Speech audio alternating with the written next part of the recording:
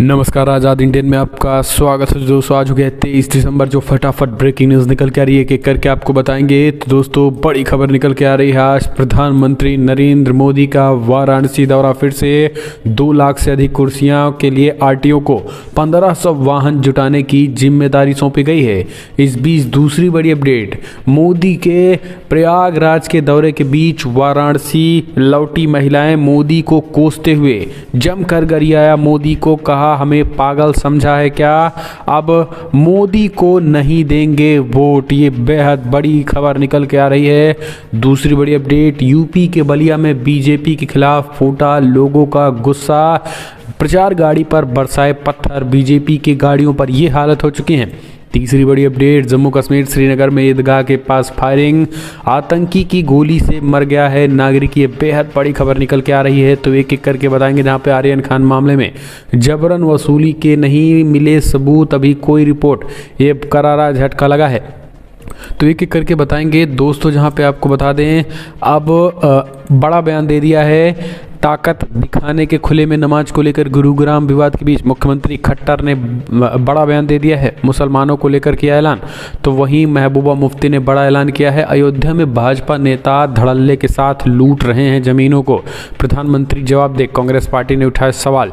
तो एक एक करके बताएंगे। प्रियंका ने कुछ एक ऐलान किया। अखिलेश यादव को लेकर बड़ी खबर आई है।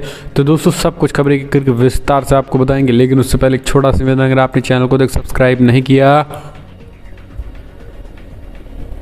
तो पल पल के अपडेट के लिए चैनल को सब्सक्राइब करना ना भूले दोस्तों। दरअसल पहली बड़ी अपडेट निकल के आ रही है। आज प्रधानमंत्री मोदी फिर बनारस। जी, अखिलेश यादव की रैली जनसभाओं को देखकर मोदी एंड कंपनी की नींद उड़ चुकी है। आज फिर से बनारस में करने वाले हैं रैली। आरटीओ को 1500 वाहन जुटाने की जिम्मेदारी, बड़ी खबर निकल के आ रही है। दरअसल आपको बता दें दोस्तों, प्रधानमंत्री नरेंद्र मोदी आज 23 दिसंबर को फिर से अपने संसदीय क्षेत्र वाराणसी आ रहे हैं।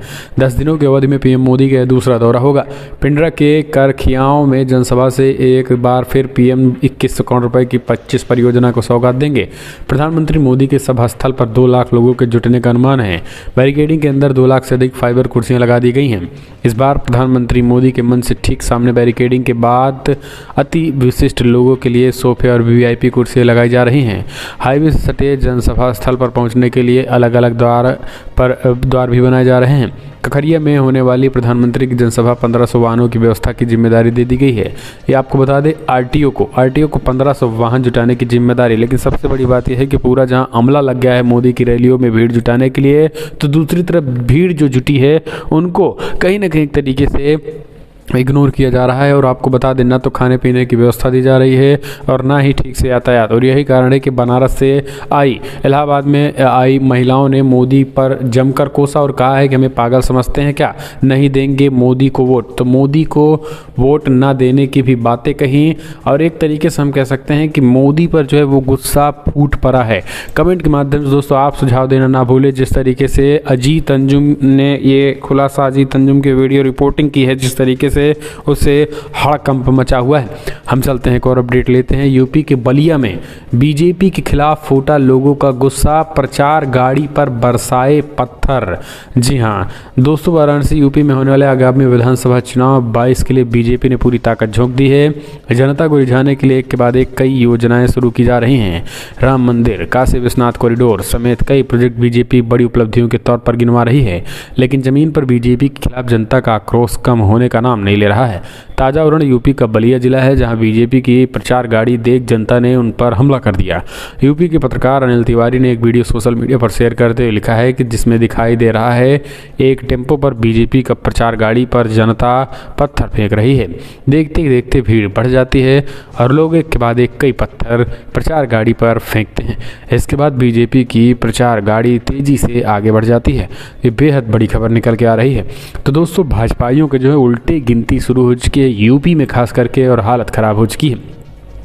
हम चलते हैं एक और अपडेट। तो दोस्तों आर्यन खान मामले में जबरन वसूली के नहीं मिले कोई सबूत अभी कोई रिपोर्ट पेश नहीं की गई। दोस्तों दरअसल पिछले दिनों काफ़ी चर्चित रहे आर्यन ड्रग्स क्रूज मामले में जबरन वसूली के सबूत नहीं मिले हैं। इस मामले में बॉलीवुड सुपरस्टार शाहरुख खान के बेटे आर्यन खान गिरफ्तार किया गया था। एजेंसी ANI ने मुंबई पुलिस के हवाले से कहा है कि अब तक कोई मामला दर्ज नहीं किया गया है क्योंकि अभी तक कोई सबूत नहीं मिले हैं। मुंबई पुलिस की जांच के लिए SIT का गठन किया गया था और करीब 20 लोगों से भी पूछताछ की गई थी।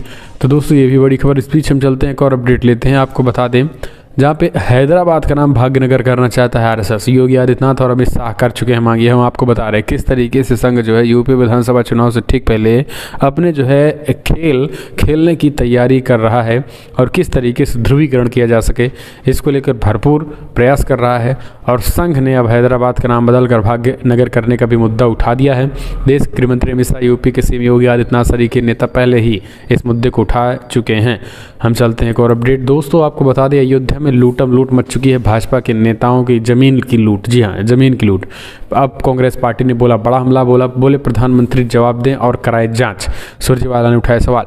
कांग्रेस ने बुधवार को आरोप लगाया कि बीजेपी के कई नेताओं और यूपी सरकार के कुछ अधिकारी अयोध्या में निर्माणाधीन राम मंदिर के आसपास की जमीनों को औने दाम पर खरीद रहे हैं और जमीन की ये लूट साल 2019 में सुप्रीम कोर्ट का फैसला आने के बाद की गई है। पार्टी महासचिव और मुख्य प्रवक्ता रणदीप सुरजेवाला ने यह भी कहा है कि प्रधानमंत्री नरेंद्र मोदी को चंदे की लूट और जमीन की लूट का जवाब देना चाहिए और पूरे प्रकरण की जांच करनी चाहिए। उन्होंने मीडिया से बातचीत करते हुए यूपी में बीजेपी के कुछ विधायकों और स्थानीय प्रशासन के वरिष्ठ अधिकारियों के नाम का उल्लेख भी किया है। हम चलते हैं एक और अपडेट लेते हैं। दोस्तों आपको बता दें जम्मू और कश्मीर महबूब मुफ्ती ने पाकिस्तान के जनरल जियाउल हक के शासन को आज के भारत से जोड़ा, कहा देश में जहर घोला जा रहा है। जम्मू कश्मीर की पूर्व मुख्यमंत्री और पीपल्स डेमोक्रेटिक पार्टी की प्रमुख महबूबा मुफ्ती ने एक बार फिर से बड़ा बयान दे दिया है।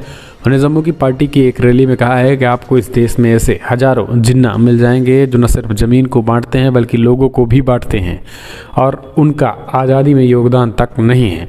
साथ ही महबूबा ने जियाउल हक के शासन को आज के भारत के शासन से जोड़ा और कहा है कि ये लोग समाज में जहर घोल रहे हैं। तो दोस्तों महबूबा मुफ्ती का लगातार गुस्सा जो है वो प्रधानमंत्री मोदी और अमित शाह पर फूटता नजर आ रहा है। हम चलते हैं एक और अपडेट। अरविंद केजरीवाल का दावा, गोवा में TMC कहीं भी रेस में नहीं, लोगों के बीच करनी पड़ती है मेहनत। दोस्तों गोवा में अगले साल होने वाले विधानसभा चुनाव से पहले दिल्ली के CM आम आदमी पार्टी के राष्ट्रीय संयोजक केजरीवाल ने कहा है कि फिलहाल राज्य के तृणमूल कांग्रेस कहीं भी रेस में नहीं है। उन्होंने पत्रकारों के सवालों का जवाब देते हुए कहा कि आप लोग TMC को बहुत ज़्यादा तवज्जो देते हैं लेकिन TMC का यहाँ अभी 1% वोट शेयर भी नहीं है। केजरीवाल ने कहा कि मुझे लगता है कि आप लोग TMC को बहुत ज़्यादा अहमियत देने लगे हैं लेकिन कुछ होने वाला नहीं। केजरीवाल ने कहा कि हमारी पार्टी का जनाधार वहाँ पे है। एक और अपडेट, क्रिसमस से ठीक पहले कश्मीर में ईसाइयों को तोहफा, 30 साल बाद खुला 125 साल पुराना चर्च। दोस्तों जम्मू कश्मीर के ग्रीष्मकालीन राजधानी श्रीनगर स्थित सबसे पुराने सेंट्रल लुक्स चर्च में 30 साल बाद बुधवार को प्रार्थना हुई। क्रिसमस के कुछ दिन पहले बुधवार को लोग चर्च के बाहर नजर आए। इसके साथ 125 साल पुराने इस चर्च को मरम्मत कर दोबारा दुरुस्त किया गया है और जिसका प्रदेश के उपराज्यपाल मनोज सिन्हा गुरुवार को वर्चुअल तरीके से उद्घाटन भी करेंगे। आज उसका उद्घाटन करेंगे। तो दोस्तों एक और अपडेट लेते हैं। आपको बता दें भगवा गुंडों का फिर से मचा आतंक। भगवा गमछा, आपको बता दें पटना भगवा फहराने सैकड़ों की संख्या में कॉलेज पहुंच गए। जब भगवा गमछा जला दिया गया तो उस पर बवाल मच गया। आप समझिए भगवा गमछा जलाने पर भी बवाल मच गया। भगवा गमछे को जलाना पटना विश्वविद्यालय के छात्र संघ अध्यक्ष मनीष कुमार को काफ़ी भारी पड़ गया है। भगवा गमछे के जलाने के विरोध में पटना विश्वविद्यालय के सारे कॉलेजों में भगवा फहराने को लेकर सैकड़ों की संख्या में लोग पहुँच गए और उन सभी के हाथों में भगवा झंडा और उन्होंने विश्वविद्यालय के गेट पर भगवा झंडा लहराना शुरू कर दिया।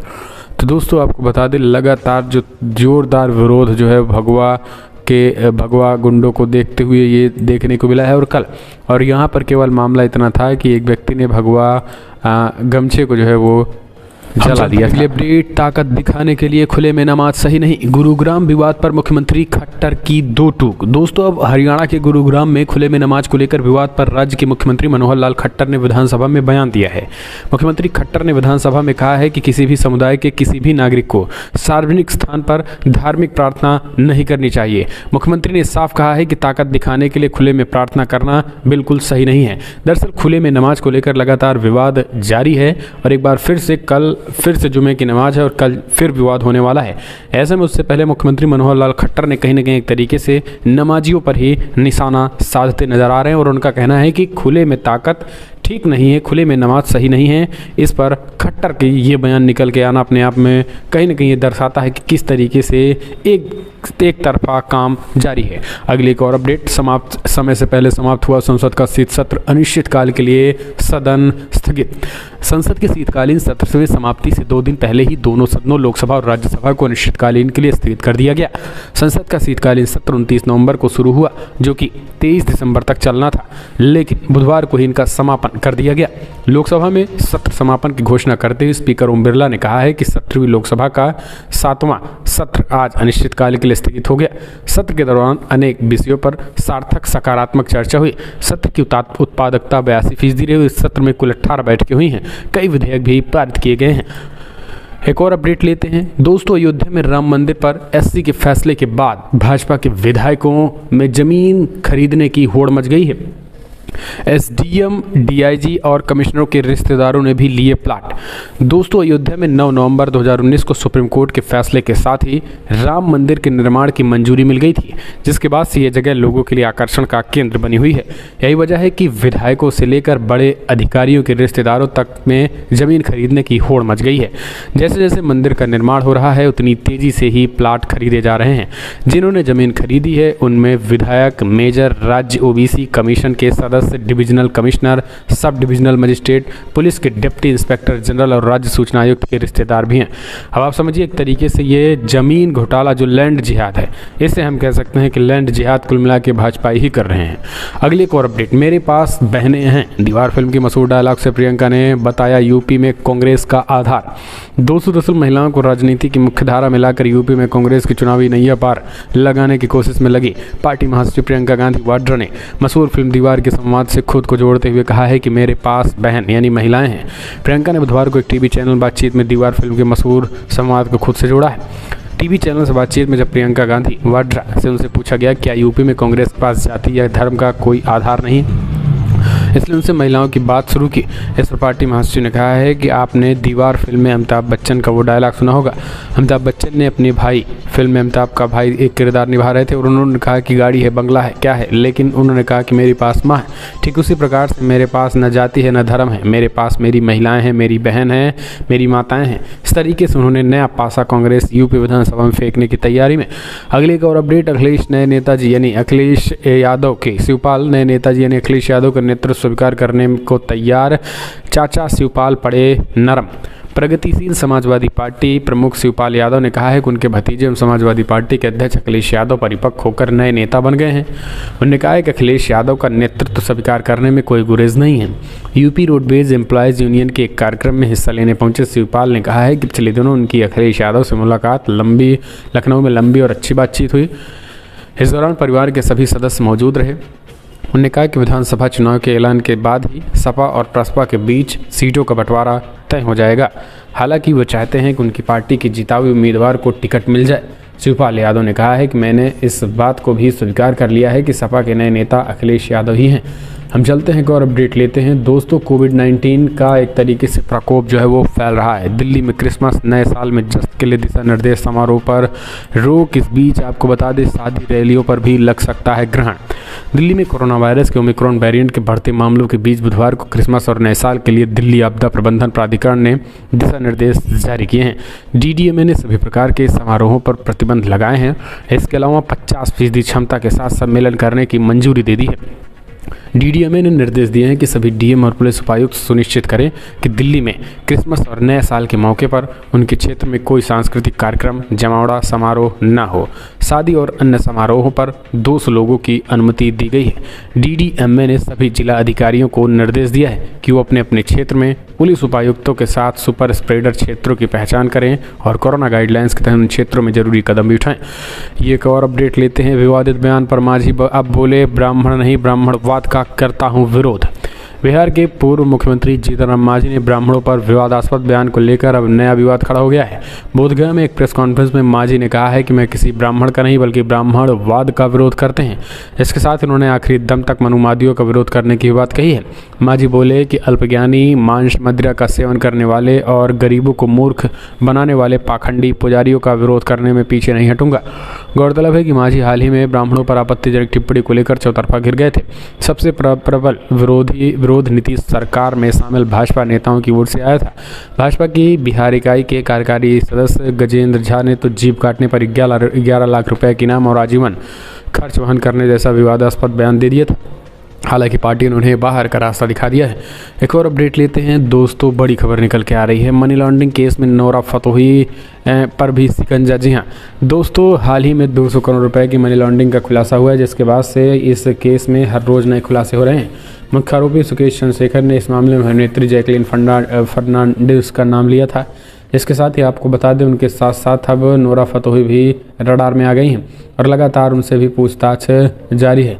लेकिन जिस तरीके से खबरें निकल के आ रही हैं, माना जा रहा है कि नोरा फतोही कई खुलासे कर सकते हैं। एक और अपडेट लेते हैं दोस्तों, आपको बता दें, अब भाजपा सरकार पर भड़क गए प्रवीण तोगड़िया। बोले सरकार को हिंदुत्व का बात करने का अधिकार ही नहीं है। दोस्तों, अंतर्राष्ट्रीय हिंदू परिषद के अध्यक्ष डॉक्टर प्रवीण तोगड़िया ने कहा है कि केंद्र सरकार को जनसंख्या नियंत्रण कानून जल्द से जल्द लागू करना चाहिए। उन्हें हिंदुत्व की बात करने का कोई अधिकार नहीं है। उन्होंने हिंदुत्व के लिए क्या किया है? अपनी सरकार पर भड़कते हुए प्रवीण तोगड़िया ने कहा है कि जल्द से जल्द जनसंख्या नियंत्रण कानून लागू करना चाहिए, तबलीगी जमात पर प्रतिबंध लगाना चाहिए। केंद्र और संघ पर भी सवाल खड़े कर दिए हैं। उन्होंने कहा है कि बीजेपी छोड़ने के पीछे संघ के नेताओं का हाथ रहा है। तोगड़िया ने भाजपा की राज्य और केंद्र सरकार पर सवाल उठाते हुए कहा कि जब दूसरे धर्मों के धार्मिक स्थलों पर अधिग्रहण नहीं होता तो हिंदुओं के मंदिरों का अधिग्रहण क्यों? यानी कहीं न कहीं एक तरीके से और कट्टर भाषा और सरकार को घेरते हुए हम चलते हैं, एक और अपडेट लेते हैं। तो दोस्तों, बड़ी खबर निकल के आ रही है। आपको बता दें, शिवसेना चीफ उद्धव ठाकरे की तबीयत इन दिनों ठीक नहीं है। भाजपा नेता बोले बीमारी की वजह से पद छोड़ सकते हैं उद्धव ठाकरे। संजय राउत ने भी कही बड़ी बात। महाराष्ट्र की राजनीति में बड़ा उबाल आ गया है। मुख्यमंत्री उद्धव ठाकरे का अस्वस्थ होने पर उनके पद से हटने के अटकले को हवा मिल रही है। इस सियासी घमासान में शिवसेना और बीजेपी के नेताओं के बीच आरोप प्रत्यारोप का भी दौर तेज हो गया है।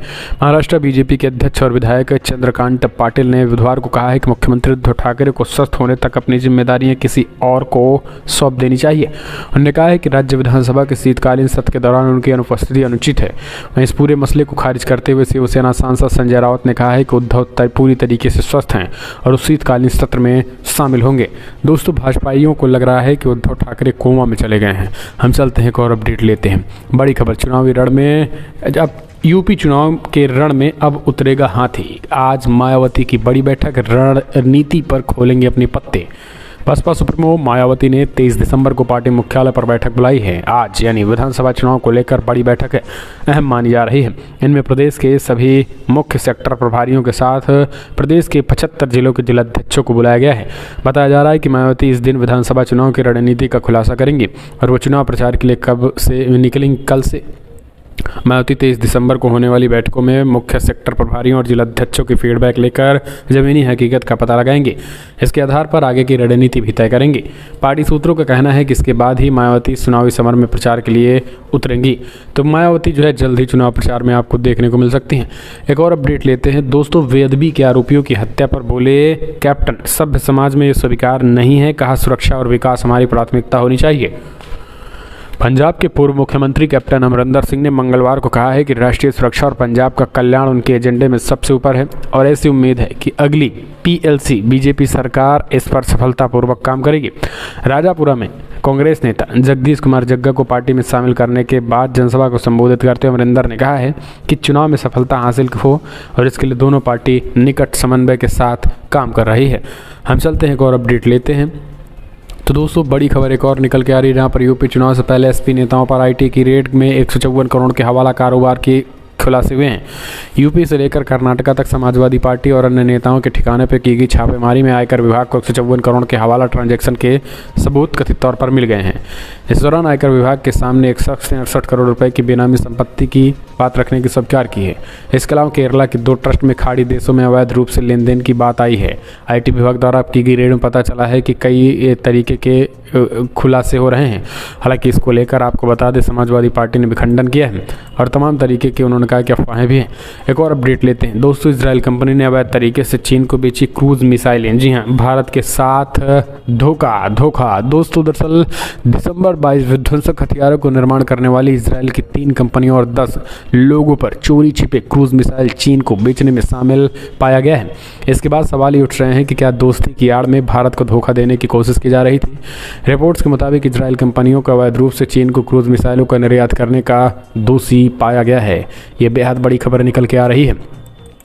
हम चलते हैं एक और अपडेट लेते हैं। दोस्तों, बड़ी खबर निकल के आ रही है, आपको बता दें, जहां पर प्रधानमंत्री नरेंद्र मोदी जी दरअसल पत्नी डिम्पल और बेटी कोरोना पॉजिटिव, तो अखिलेश यादव को लोग करने लगे ट्रोल। दरअसल बड़ी खबर निकल के आ रही है, यूपी के पूर्व मुख्यमंत्री अखिलेश यादव की पत्नी डिम्पल और उनकी बेटी कोरोना पॉजिटिव पाई गई। दरअसल कोरोना का संक्रमण इन दिनों तेजी के साथ बढ़ रहा है और इसी कोरोना संक्रमण की चपेट में अखिलेश यादव की पत्नी डिम्पल यादव और उनकी बेटी भी आ गई हैं, जिसके बाद से अब कुछ लोग जो है एक तरीके से अपनी सारी हदें पार करते हुए उस पर मजे भी ले रहे हैं और अखिलेश यादव को कोरोना वैक्सीन न लगाने को लेकर ट्रोल भी कर रहे हैं। तो दोस्तों, फिलहाल आज की फटाफट ब्रेकिंग न्यूज़ में इतना ही, लेकिन अगर आपको वीडियो पसंद आया तो लाइक करें, शेयर करें।